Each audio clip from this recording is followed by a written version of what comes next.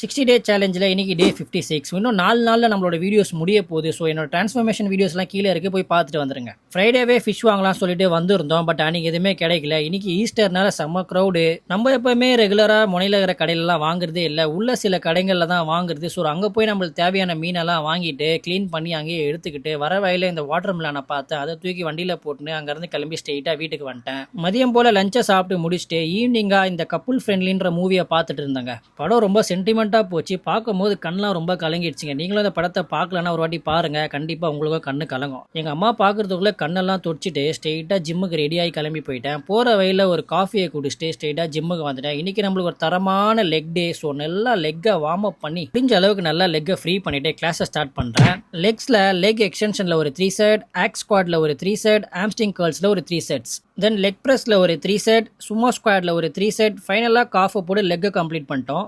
ஆப்ஸ்க்கு ஒரு Appar apps 2 lower apps நல்லா drain பண்ணிவிட்டு ஜிம்மில் வந்து கிளம்பி ஸ்ட்ரெயிட்டாக வீட்டுக்கு வந்துட்டேன். வீட்டுக்கு வந்து டின்னரை முடிச்சுட்டு ஸ்ட்ரெயிட்டாக மேட்ச்சில் உட்காந்துட்டேன். ஆல்ரெடி 2 மேட்ச் தோற்றுருக்கோம். இந்த மேட்சை தோற்றா ரொம்ப மான பிரச்சனையாக ஆகிடும். ஸோ இந்த மேட்ச் யார் வின் பண்ணுவான்றதை நீங்கள் கமெண்ட்ஸில் சொல்லுங்கள். நம்மளோட 60 டே சேலஞ்ச் முடிகிறதுக்கு இன்னும் 4 நாள் தான் இருக்குது. ஸோ நம்மளோட ஃபைனல் அவுட்புட் பார்க்குறதுக்கு நம்மளோட ஐடியா மறக்காமல் ஒரு ஃபாலோ பண்ணிக்கோங்க. கன்சிஸ்டன்சியாக இருங்க, எல்லாம் நல்லதே நடக்கும். மீண்டும் சந்திக்கும் வரை நன்றி, வணக்கம்.